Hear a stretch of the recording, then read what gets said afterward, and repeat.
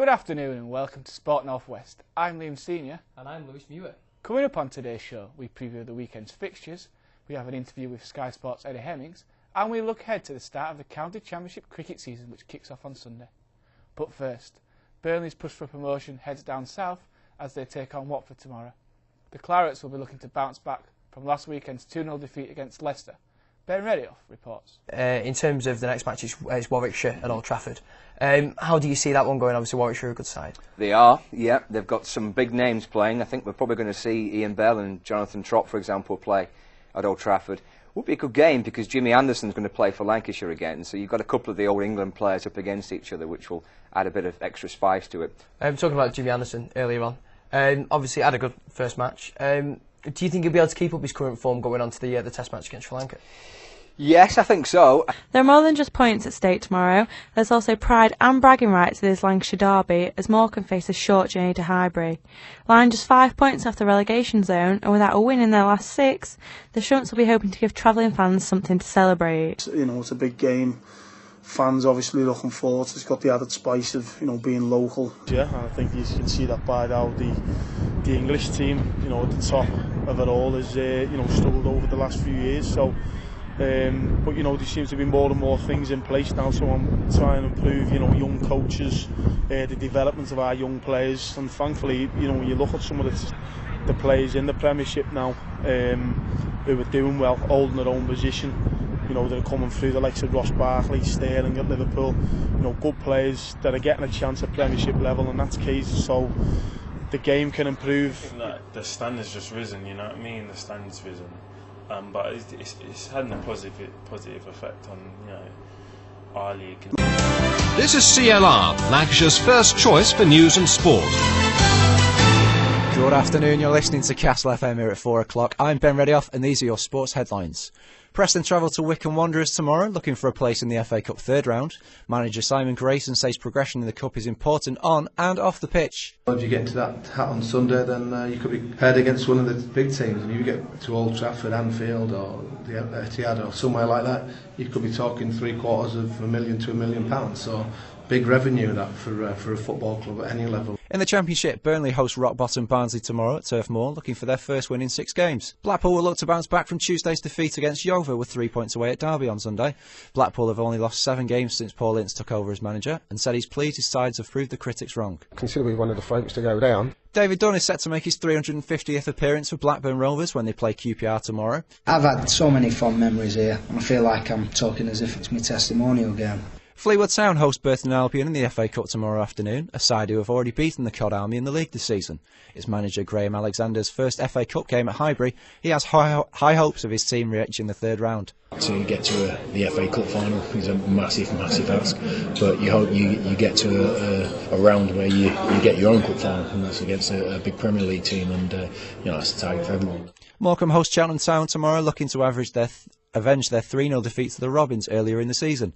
Player coach Stuart Drummond admits the players feel they have a score to settle. I think the phrase "we owe them one" comes to mind. I think we played reasonably well, to be honest, the first sort of 40 minutes. Well, do you think playing regularly has a good impact on how you settle? Yeah, definitely. If you're playing, and that obviously gets a bond with the lads, and that helps you settle in a lot quicker, really. What have you learned from your time at Carlisle? It's just better playing for 3 points every week rather than just training for nothing, and it gives you that edge to going into games, and you just get excited about playing every week, and it's obviously the experience of it, obviously to improve, makes you a better player. People wrong. Take his bout against Sepang Mahale in South Africa, for example. But best career moment so far. You know, every man and his dog told us not to go over. You know, everybody was saying don't go over, you'll get ironed out. You know, they're putting him to slaughter. He'd had 9, won 9, knocked 8 out. You know, all this. I've heard it all before. You know, Johnny always said, I've seen enough of what you do. I've seen enough of what he does. You know, what you do good, he does.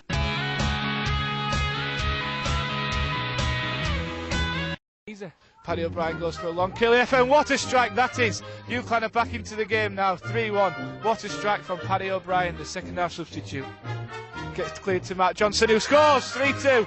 3-2, and UCLan Really back in the game now. Substitute Matt Johnson slotted in the bottom right-hand corner from 12 yards out. Yeah, 2 great goals for UCLan. Finds Keenan, the ball's in towards Samu, who has a strike, and it's an equalising goal! It's an equalising goal! Samu has put it into the bottom left-hand corner, 3 apiece now. Great build-up play. Wow, what a goal that is. Into the UCLan box, back to Edwards. Oh, and Liverpool have stolen it! A substitute. Charlie Edwards has grabbed the winner late on. 4-3 the score. Hume it was who just took the ball and lashed it to the left-hand side. The keeper had no chance. There'll be a corner. One final attempt for UCLan to grab a point here. The keeper's making his way up from the back. Oh, he's been sent back. He's hanging around. Oh no, Captain Jordan Scott from the sideline has sent the keeper forward. The keeper's in the box now. Everyone forward for UCLan. Last chance for UCLan here to grab a point as he whips it in on the left foot. Oh, that's a poor ball, but he finds Seller. Oh, they're closed down there by O'Leary, and Liverpool can break now. There's nobody in the goal. Hume has got the ball. He's in the box now. There's nobody in the goal. He's side foots it, and that's it. 5-3. Has there been any unusual exercises this week? Yeah, the beach run on the Monday, yeah, because the snow had come down so last minute.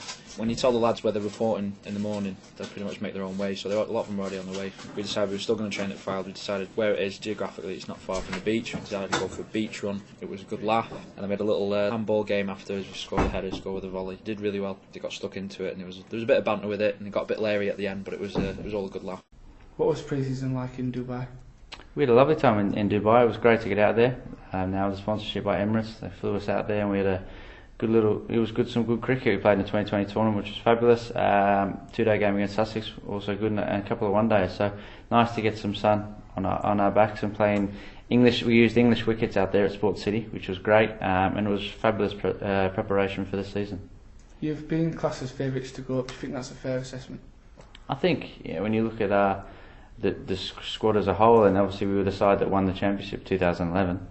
The side hasn't changed much; it's probably only strengthened for 2013. So I think it's understandable to be favourites to go up, but like anything, we weren't favourites to go down, and we got relegated. So just because you're favourites doesn't mean it's going to happen. After a cagey opening start, the physicality of the fixture was there to see.